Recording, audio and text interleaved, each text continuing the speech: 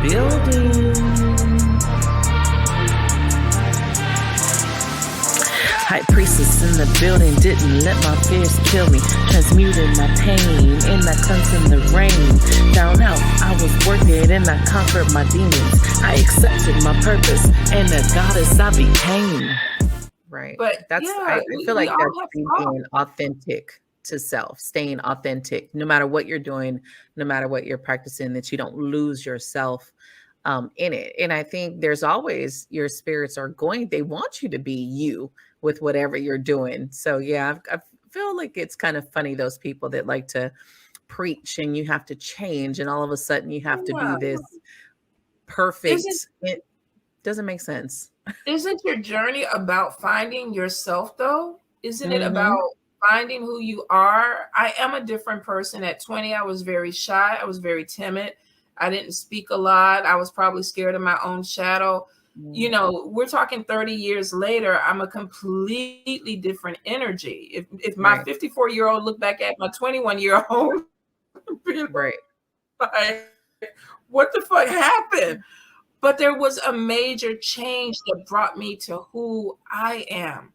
And I'm very comfortable. And I like that. Can't nobody throw shit at me because I've already, what are you going to throw at me? Right. You know, this is who I am. You know, I'm not on the pedestal. So, you know, if you talk about I farted in public, yeah, I did that because that's human. That's what we do. You know, if you see me, you know, out working in my yard in my dashiki, you know, that's who I am. But the expectation of what people think your spiritual journey is supposed to lead you to, or what, you know, the final outcome is, my journey is not, so far as I know, not leading me to the top of a mountain with a goat sitting on there praying in the sun. We don't know that. That may be 20 years from now, but right now, that's not where I'm at. Like, it's not in the program right now. No. Yeah, I think it's not hilarious. Right now. I'm not even gonna say. I'm not gonna chance it. I'm not gonna say it'll never happen. But right now, it's not. It's not in the program. Right. I wanted to just hit root workers. So for people who don't understand, what does that mean? Root workers are people that work with plants and roots to bring about change. Okay, so like right now, I'm working on a money oil. I worked with a money oil with my mentor, with my mentees, a couple of weeks ago. We put roots in them. Let me shake it up. We put roots in them because plants have power. So we deal with moon cycles, we deal with plants and herbs, and say, like, in here we have, what do I have in here? I have some bay leaves to bring in prosperity. I have some parsley for prosperity and protection. I have some juniper leaves in here, or juniper berries for protection. I have some shredded money. I have cowrie shells. So what I'm doing is, because we know that the earth has energy, the things that we pick from the earth bring in those same energies. And I grow my own herbs. So when I'm growing my herbs, I'm talking to them. Why are you being grown? You're being grown for protection. You're being grown to bring prosperity. You're being grown to bring healing. So back in the days when I was growing up, and we didn't stay in Louisiana, we stayed down here, but every summer they would ship us down to Louisiana to work the fields because, you know, we were free labor. So all the cousins, we always thought it was summer vacation, but they would ship us down there so that we could, you know, pick potatoes and whatever that was planted. You learn that plants and things have energy. And back in the day, they used medicine. Root workers were the medicine woman. You know, if you didn't have money to go to the doctor, he or she would make something that you could take. If you were constipated, they would give you some bark to chew on. And so that's how root workers, that was the origin. And I'm pretty sure on a lot of plantations with slaves, because when you go to Louisiana, voodoo is a combination of Haitian voodoo and hoodoo brought in together. And it's basically working roots, but also working with some Loire. And then, of course, we know Marie Laveau, where a lot of people go down there. And she was a famous root worker. Yes. She was a voodoo woman that did work. So a lot of the spells and things that people said that she did, now we read books that these were medicines. These were Right. things that created with things that were grown in her area. And now, this is what we still do. Right. You know, we call them holistic doctors now. Right. Now we got these people that are making tinctures and all this stuff in the community, but back in the days, those were root workers Mm-hmm. because Yeah. they make medicine. Yeah. It's just it's sad that the Western culture went to big pharma, and big pharma kind of shut down that part of it, because herbs and all of that stuff is awesome. Awesome to Money, work with. Awesome yeah. to just even change like your life little by little working with, you know.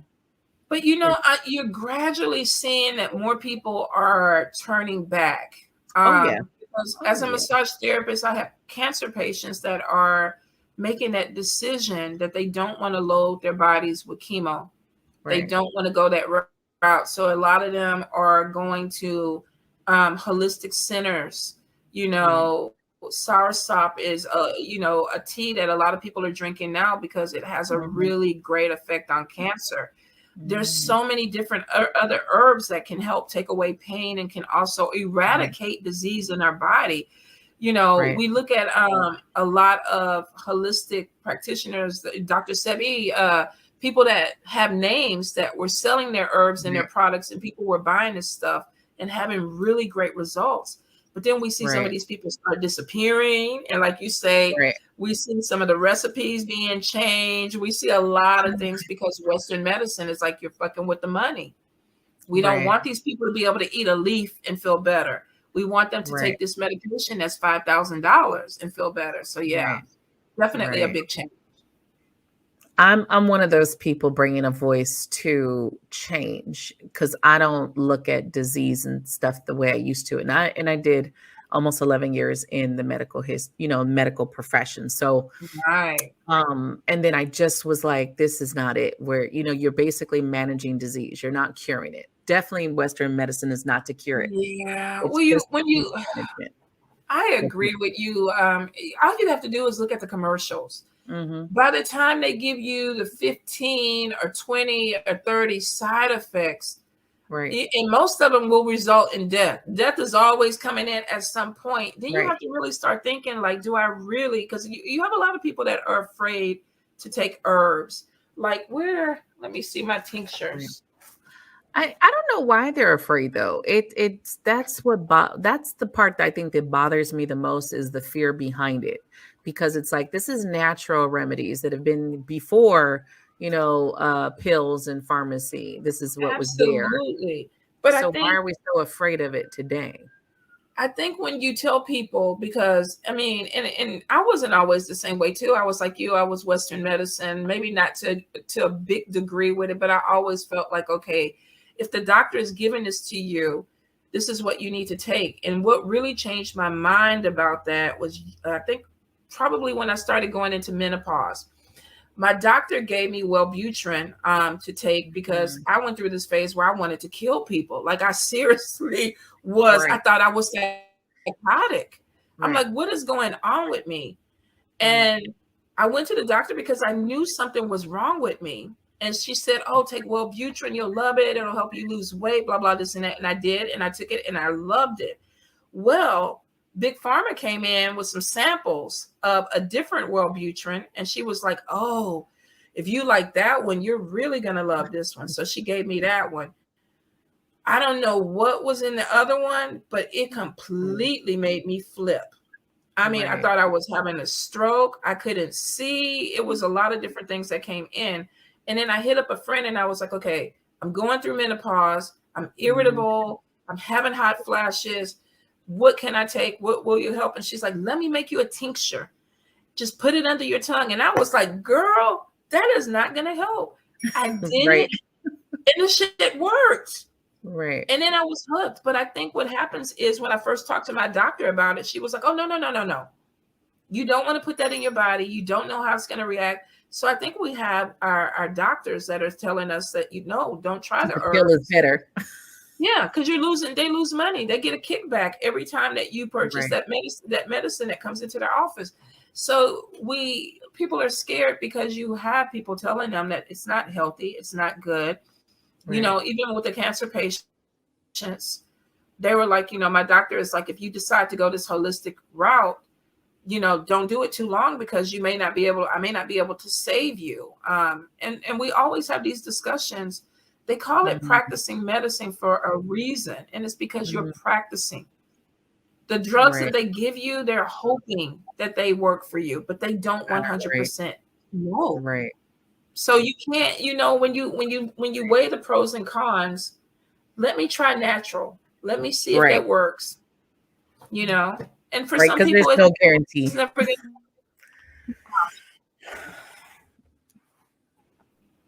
Yeah. I love it. I But I love think it. with a voice and a platform, you can share that with people. Oh yeah. Oh yeah. I And I think haven't more gotten people are open. into I haven't got into actually like telling people too much about herbs because legally I don't have the herbalist license behind me.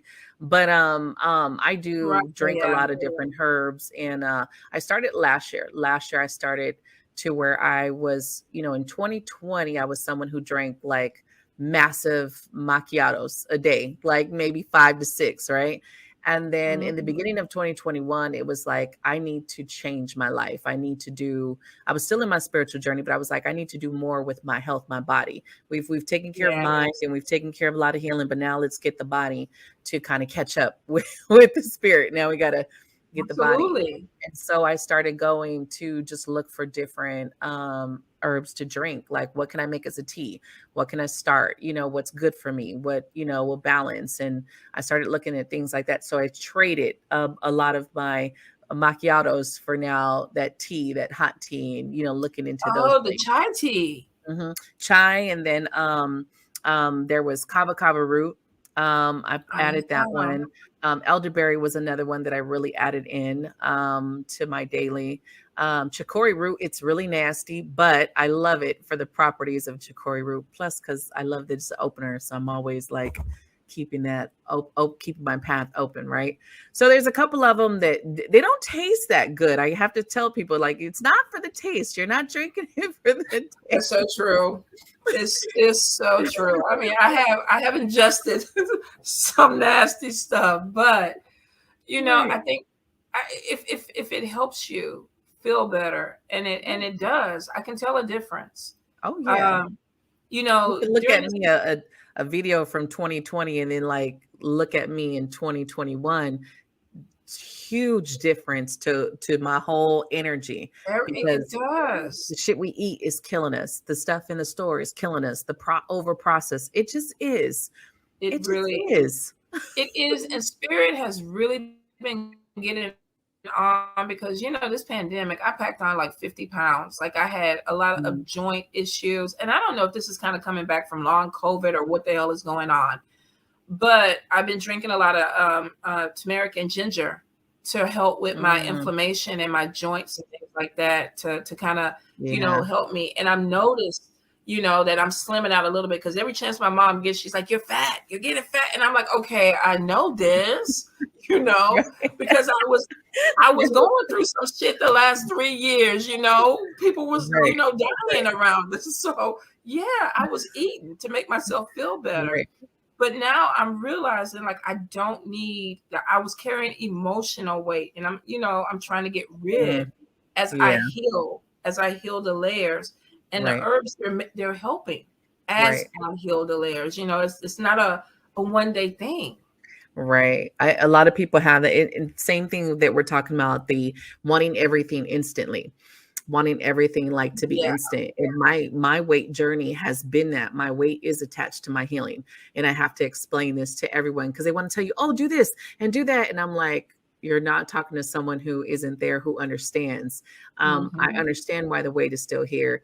And I'm slowly going through the process. You cannot yeah. rush everything. It's not going to happen overnight. Even when you're like, oh, I'm ready to do it. And the spirit's like, yeah, okay. No, I was working and I conquered my demons. I accepted my purpose and the goddess I became.